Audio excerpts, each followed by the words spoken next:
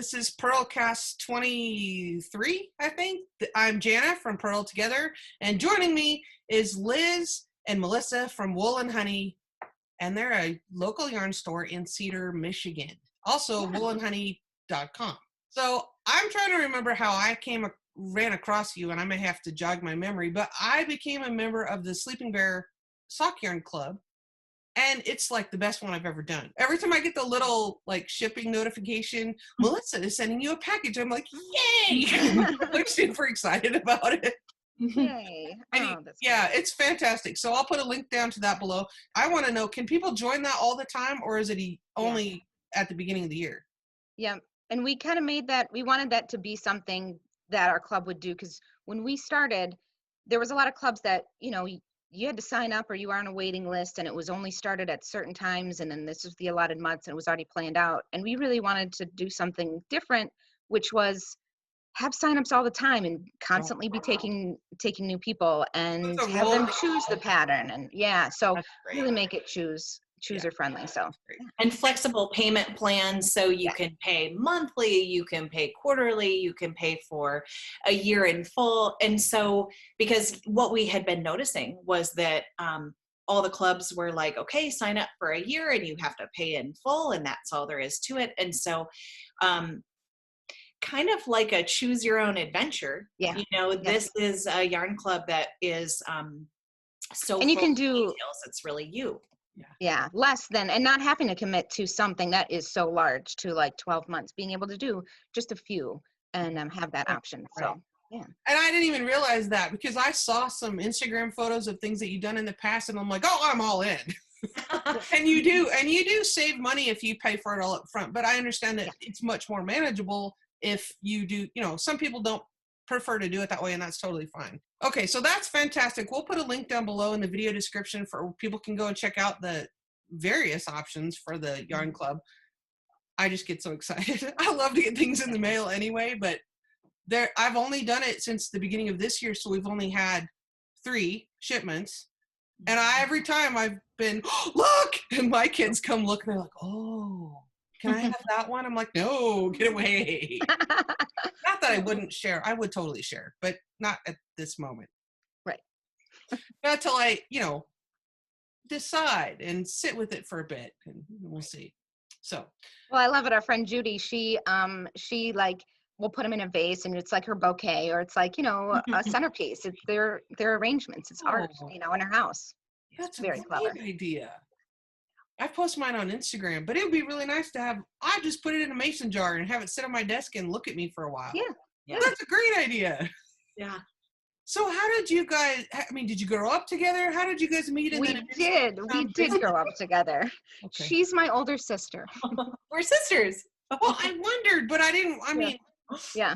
Okay. So, I guess you did grow up together. So we've known each other for almost years. Yes.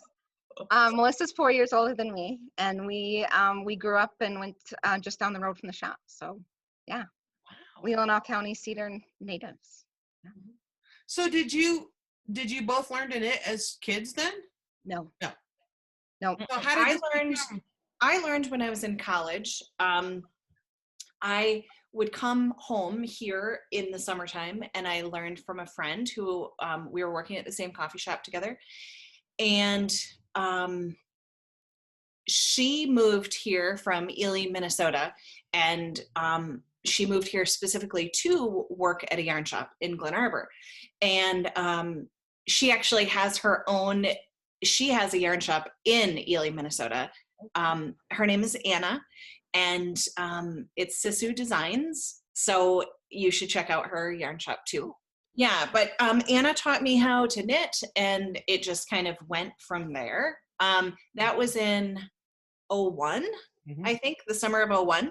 And then I taught Liz how to knit. But I will say, I taught Liz like a few little basic things. Yeah, I wanted to get into, it was the first year I was married, so that was 2006, and I really wanted to. Melissa had shown me a book that she had, which was natural dyeing, and I wanted to, the science in me, I wanted to do the whole chemistry kind of like, that looks cool, boil some bark. And but I told myself I wanted to learn how to knit because to understand the stuff. And I didn't really think that it would take off that much for me, but I got really on. She taught me right before I went on a vacation with my parents and our younger sister. And she was like, you're going to felt a purse and just get started. And it was like no pattern. And I was like, okay. And so I would just call her while I was in Georgia then and be like, okay, I think it's long enough. Now what do I do? She'd walk me through the flap. And then I was like, okay, now what do I do? And she's like, I'm going to show you an I-cord strap to do the strap. You can do an I-cord. And we're just doing it over the phone. Yeah. And P.S. This was before smartphones. So And the only thing we were using was the Knitter's Companion for the sketch. I think I had that to take along with me. Yes. I don't know if I borrowed yours or something. I don't think I had my own copy by then. But, and not to be confused with the app Knit Companion. Knitter's Companion is a book. And we'll put the link to that too. All the links. Right. Yes. Sure. Yeah. Yeah. And, but it was so funny because just being down in Georgia, I was so excited. I was knitting and my mom was like, well, no, we're going to go on a walk on a beach, leave the knitting. I was like, oh, I can make this work. I put it in my pocket and she's like, no, we're going on this is like a workout walk. And I was like, I'll keep up. And so I shove it in my hoodie and my mom was like, this is okay.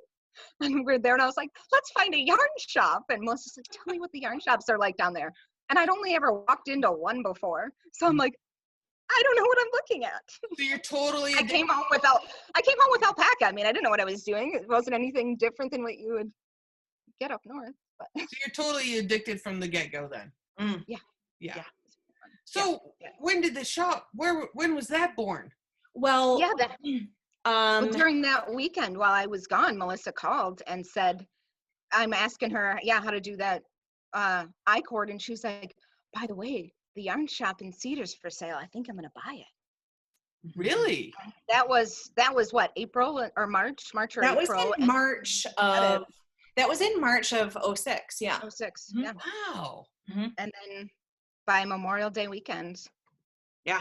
We signed my husband and I bought it together. We signed the papers on the Friday of Memorial Day weekend.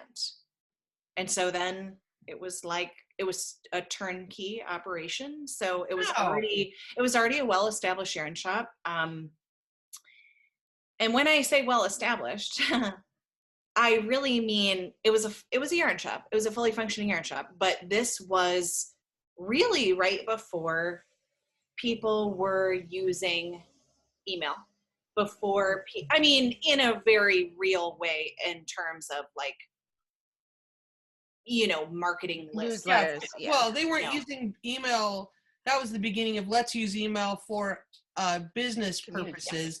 So we bought the shop and obviously I really had no idea what I was doing. The only piece of advice that she gave me, was when you're trying out a new yarn, buy 5 colors, 1 bag each. Okay. That's it. All right. Note to self. Okay, thanks. Okay. I wouldn't even log that one away anymore. Right.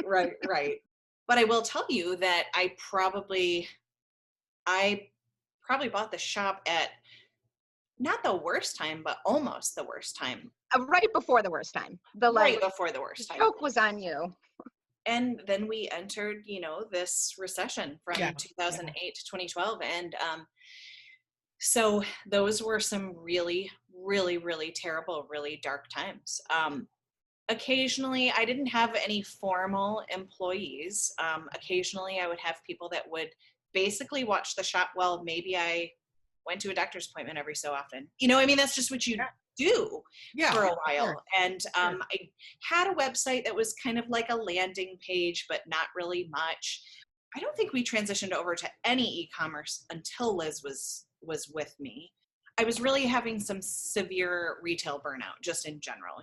Pretty much for the first 7 years until 2012, 2013, really, no, till 2012, I was feeling like, I pretty much 7 months out of the year, I worked 7 days a week, and it was okay. It was fine. My husband worked a lot. I didn't have any children then. You do what you do. And I loved it. Right. but it is tiring, sure. It's tiring, and it was like, And I mean, in that scary season, you wouldn't work this hard. I mean, I wasn't even paying myself, you know. So you wouldn't work this hard year after year after year for anybody else, you know. Right, of course And not. so being self-employed is always hardest. Yeah. Yeah. Oh, I know. Yeah. So in 2012, I tried to sell the shop, and I was feeling like, I'm out. This is just, it's so terrible. I can't do this anymore. I know that I'm not where I want to be. Like, I haven't done all the things that I want to be, but you can't do all the things by yourself. You just can't. I mean, it's just, and I mean, I was really young then. I bought the shop the month after I turned 25 years old. So it's like, I was really young and I had a lot of energy, but it's still like, you still can't do it all. Right. So, I took another job for a while in an office, like an office manager someplace, and it was fine because I needed the money. Right. And so I closed the shop, and we were open just Thursday, Friday, Saturday, and I had other people work at the shop on Thursdays and Fridays. I worked at the office, and then Saturdays I would run the shop. And I was also pregnant at the time, which is another layer. And and then Liz will tell you the rest of the story. Yeah. And then I was at this point, my career was the Grand Traverse Pie Company, and I kind of helped build their shipping department, and the owners, Mike and Tim, just kind of somehow tapped into something I had, and I was able to kind of just flourish and become little mini them and create something. So I created this shipping department. So Melissa and I had, we had the knitting that we got to talk about, and it was fun. I got to work in their corporate office and do stuff with their marketing crew. And so I would just kind of get really passionate and fired up about what we were doing and how we would build things and promote and the story piece and how you would take a story and really go with that. And so it'd be fun to have conversations with Melissa about that, at the end of the day, and being like, sometimes I would just drive home and stop by and see Melissa, and we would just talk at the side, on the sidewalk just for a while about, oh, this is coming in. What if you pitched it this way? And just kind of get excited. And we kind of had the love for that, but didn't really want to, take it to the next step, or, we just thought it would be scary if we mixed family with work. Sure. Then when she was selling it, I just like a pit in my stomach was just like my only connection to this world is leaving. And so I was actually on some time at home after a surgery, and I was kind of like came up with a business plan of being like, how about I buy into the shop? And Melissa came over, and she was, it was like, I picked a bad day, but to my advantage, she picked a bad day. She calls crying, like having a bad day and pregnant. What am I going to do? And I'm like, I've got an idea I can pitch you. Oh man. So convinced her and my husband that this was a great idea. Just kind of speak it into existence for a while. We're like, yeah, nothing's happening yet. It's fine. It's going to happen. And I still kept working that job full time. And so I just had, again, I didn't have any kiddo then, and it was working weekends and evenings. That was my hobby at home, would be like, okay, I'm going to wind kits and build a website, connect with, we're going to create events that we're going to have every month, and kind of just start building that flywheel. And went to a couple little retreats of like, okay, this is some other way to doing some marketing and some social media and some other things. We got to a place where we were lucky enough that I then, when I had my little one, I pushed to just move my job. And I did this all in secret. My people at the pie company didn't know. Because let me interrupt you for a second. What is this pie thing you're talking about? Like, I didn't get, you said it really fast the first time. Okay. Something pie company. Yes, the Grand Traverse Pie Company. They ship pies. Because I love pie, so I wanted to know that. So my boss actually just called me the other day to check in. We're still close buds, and so they're still shipping. He called to let me know that they're doing that. They closed the restaurants, but for the time being, but they're still shipping. So, and not being from Michigan, I didn't know what Grand Traverse. Oh, sure. And, you know, we have viewers all over. So I was like, I got to get that sorted real quick. Yeah. Sure. Yes. But I mean, pie is amazing. I needed to know. Yeah. Go ahead. Their Sorry. pie is amazing. It's Their so pie good. is amazing. Yes. So you didn't tell the pie people any of this? No, because I knew how smart my boss is, and that if he knew what I was doing, that he would need to think of an exit. I didn't want him to think of an exit strategy before I was ready. Right. So, which was really hard, keeping it away from my best friend, and so that was pretty tough. But I was then had the kiddo and then worked like a few more days a week I had like Thursdays through Saturday. I could work at the shop then and then work that job at home or job in Travers.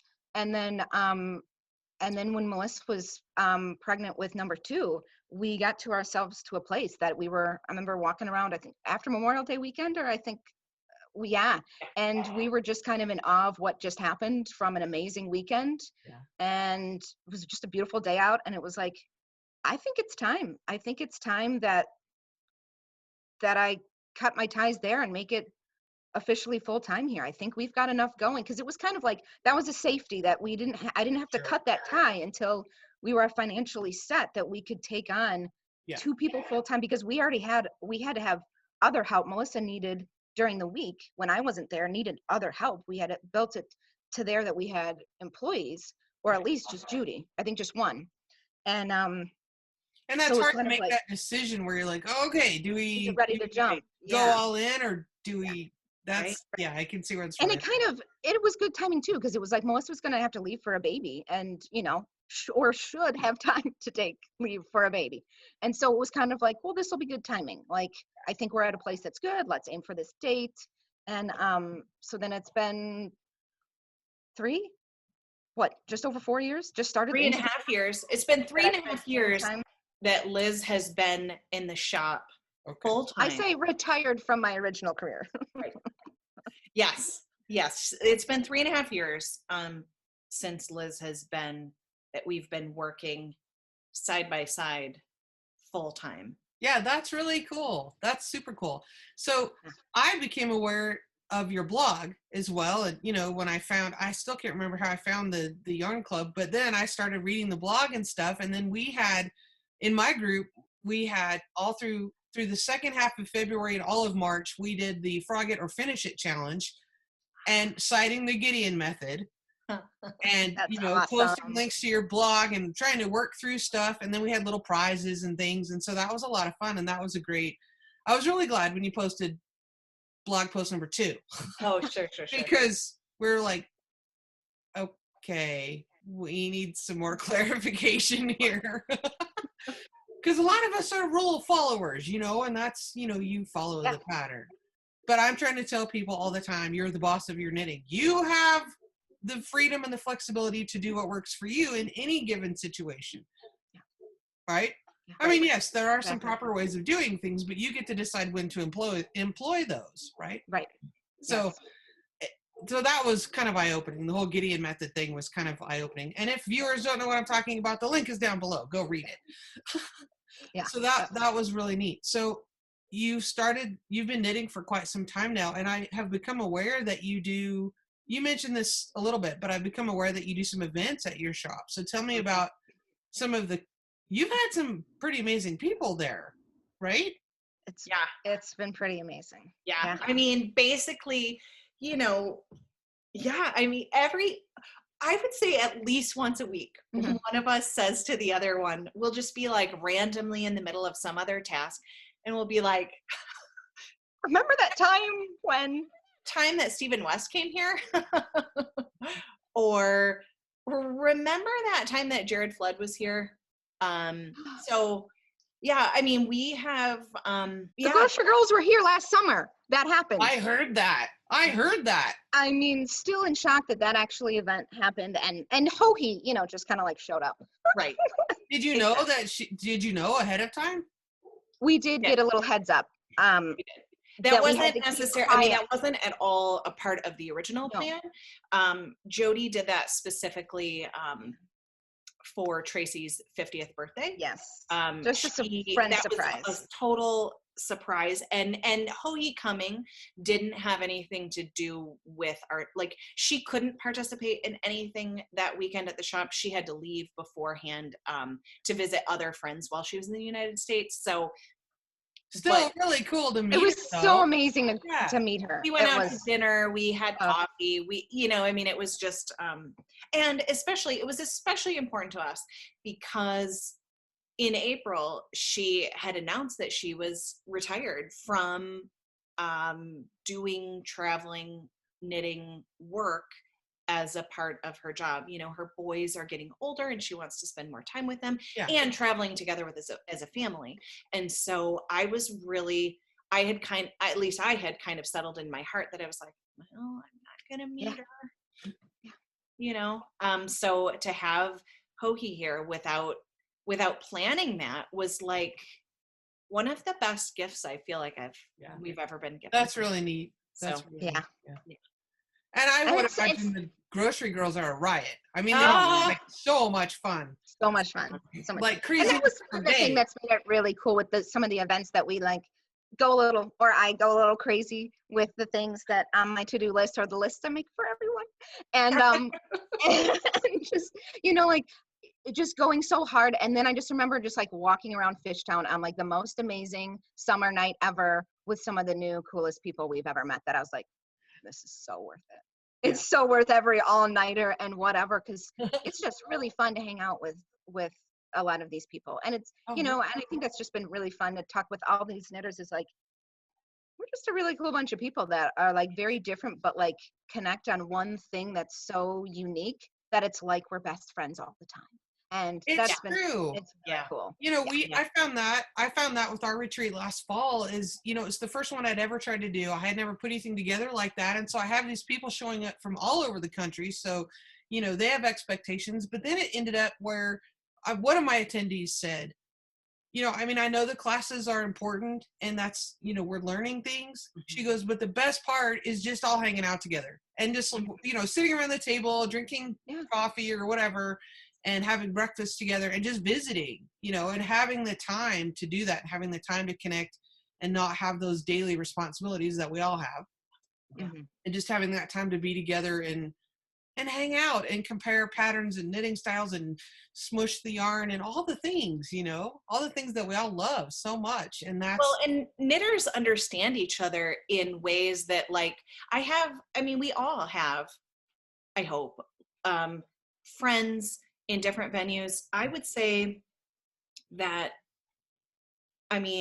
my friends from the other parts of my life, like they just don't know that about me. They have an idea about it, but they don't know what it means to me like my knitting friends do, they just don't get it. And it feels like, when you touch base with somebody, maybe that is only been your friend on Instagram or that you just like have this bond with that is so much more, because it's not just yarn. It's just the way that you feel about yourself, or like knitting does so much. It's such a confidence booster. It's my way of being able to do fine art. I can't really draw, I can't really paint, but like for me, that's like my artistic outlet. And so when you feel the way that you do about that and someone else does too, you're like, you're my person. Right. It's interesting though, like they have that community of people, all the people, they're all my people. Exactly. Yep. Exactly. I know a piece of you that just like no one else, or just that they like really know like the full complexity of you, and you can try to explain it as much as you can to your family, and they just, if they don't have it, they just don't know that piece of you. Yeah. And it's just they're like, cool. Yeah. Yarn. How's that yarn thing going? Doing good? My brother-in-law says to me all the time when we're together, he'll be like, he goes, don't you get sick of knitting? And I'm like, first of all, I want to say, I don't knit when I'm at work, but no, I don't. And that's the thing that just is so, like, there's no way that you could ever tire of this thing. I will say that for me personally right now, I feel like I've lost a little bit.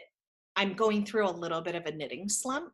I've lost my knitting mojo a little bit, but that does not mean that I am not in love with it still. And like dreaming I just need to find the exact right thing to cast on next. Exactly. That's all it is. Yep, exactly. So and I have this problem. Tires. I've got this problem, and Gideon Method notwithstanding, I have this problem where I have so many whips on my desk in front of me. It's alarming. But that doesn't stop me from casting on something else, even though it's against Nor should it. I can't stand it. I do it anyway. I cast on like a 1,500-yard shawl the other night, and I was texting my friends. I don't know if you've seen any of the other podcasts, but Jill and Lindsay, who often join me on my podcast, we were Zooming just because we're hanging out, and one of them was knitting something, and I'm like, I want to do that. So I cast that on too, and they're like, wait, aren't you supposed to be knitting this for this next video? And I'm like, oh, well, yeah, and I will, but I'm still going to cast that on.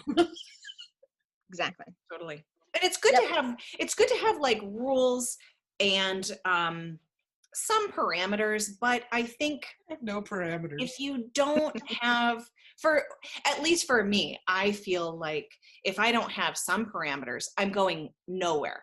I'm just not doing it. I'm not finishing anything. That's why I feel like the Gideon Method works so well for me. It's because it gives me some sort of guideline, but then there is freedom and flexibility, because I think that if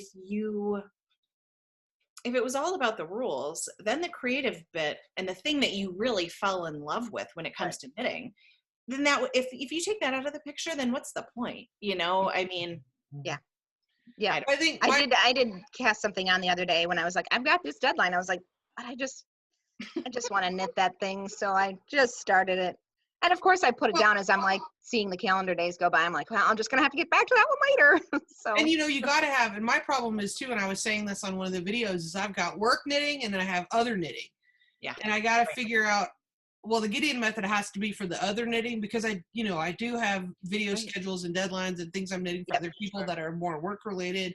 But then I have all these other whips that are scattered about that are, I have a discipline problem. Yeah. I kind of pause my method a little bit when I have to do a work deadline. Right.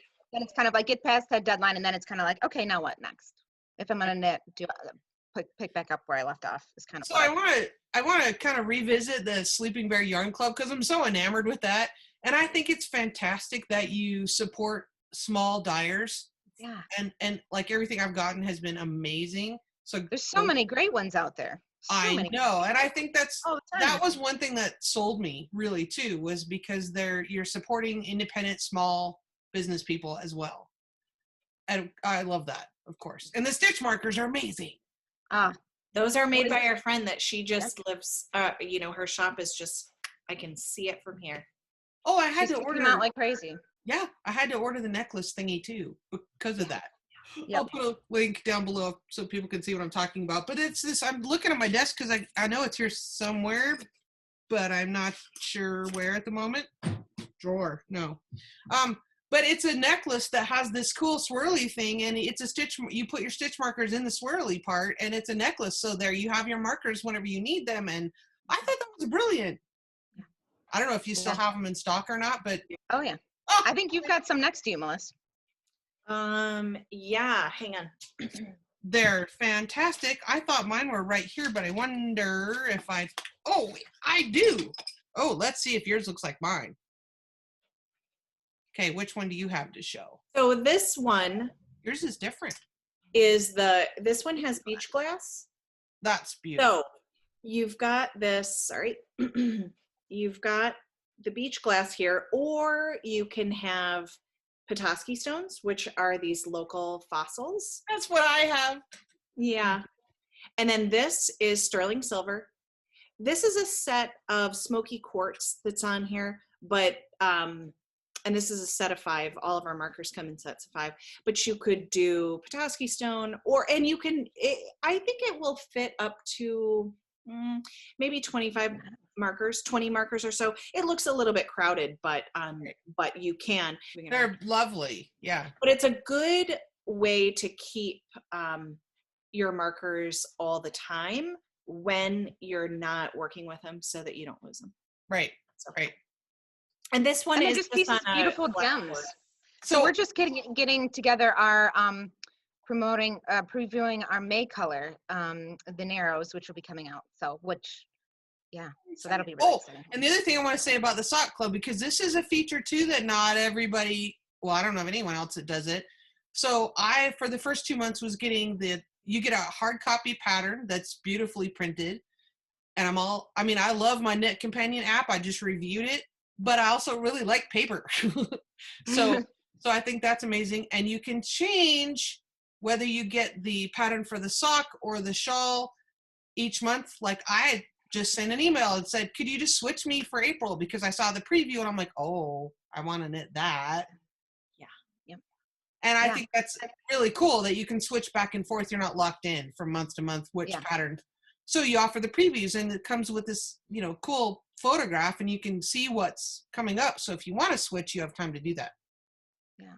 Brilliant. And then being able to, if you want to make a sweater quantity, which Melissa and I sometimes do, and you can get multiples. You can get, say, beforehand, you've got the time before we put our order into the dyer to get multiples to make either your larger shawl or multiple things. Or when we send out this newsletter, we'll also send out, the members get a separate email in which they have the ability to order extra skeins at 10% off of what the normal price would be.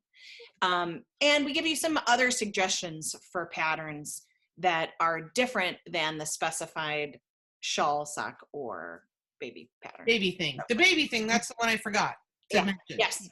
Yep. There's a baby thing, a sock, or a shawl, and you can pick. Mm-hmm. Yeah. And one skein will make that specified, either the shawl or the sock or the pattern or the baby every month. Yep. Yeah, so we'll make sure that like the yardage will always complete that project. So you'll at least have a project that you can finish in your kit. Unless you choose you want to do another project, but at least something that arrives is a finishable project of that one skein with that pattern and a cool stitch marker. I know. I started putting those on my swirly deal too. Yes. I have a little problem with collecting stitch markers. So, honestly, I look forward to the yarn. I really, really do. But I also look forward to that. Well, it's just this little gemstone. It's really, I'm going to work on maybe tomorrow, an Instagram post about these really cool stitch markers that we have, that there's a really limited supply of them. I'm not trying to tempt you. Yes, you are. But let me see if they're in my bag right here. But they're called Sweet Stone, and it's not really a stone. Well, it's a stone that's man-made from slag, like the byproduct of sugar beet processing. Okay. If you can believe it. So like the Leland blue is a byproduct that's found in the water, but this is from just factory. Just. Oh wow. Sugar beets. Really? So, yeah. It just made this like glass. This byproduct was this beautiful glass that came from the sugar. Yes. That then someone just gave her these big boxes. Wow, it's really like this beautiful duck egg blue, but then the beginning and end of marker number 5 has these amazing like deep blue swirls. Mm-hmm. Wow. So, do you have events planned for like late summer and fall? Yes. Yeah. Well, our first one is going to be the 20-year anniversary party for a yarn shop in Cedar, which will be Memorial Day weekend. Oh. So, LYS Day just got moved, but we'll do a little virtual thing. We do have a yarn that we're going to be debuting at the end of the month, which I'm knitting on right now. So that'll be a cool surprise coming up at the end of April. But then we'll have Memorial Day weekend. We've got an awesome guest who's going to be here with some cool surprises too. stitch together. Miss Kayana is going to be here with us. Currently our major summer event. And of course, as things unfold with COVID, we'll just see what happens. But we're still full steam ahead in planning. But Amy from La Bien Amie is going to be here. We are bringing her here from Paris. So she's going to be here the last weekend of July. And that Saturday, which is July 25th, that is a day where everything, we will have some shoulder events that are ticketed on Friday the 24th and Sunday the 26th that will be lottery style ticketed events. However, that Saturday will be open. The shop will be open to everyone. In addition to, we'll be bringing back one of the most fun things that we've ever done, which was open knitting on the beach. And we did have more than 200 knitters on the beach of Lake Michigan last summer when Grocery Girls were and here. that was our first time ever being like, let's go to the beach. So what this year will bring when people already know about it. So, we're excited. But I'm trying to like hold space. It was way too perfect last year. I'm trying to like not get my hopes up that that's ever going to happen again, because when can you ever plan? There were no bugs at the beach. There was the perfect sunset with the perfect calm water, and there was a bald eagle and a tall ship. I mean, it was Disney set the stage. So I'm being prepared that it will be raining or something. So and my you didn't heart have won't be too much sand in your yarn. No. It was cool. great.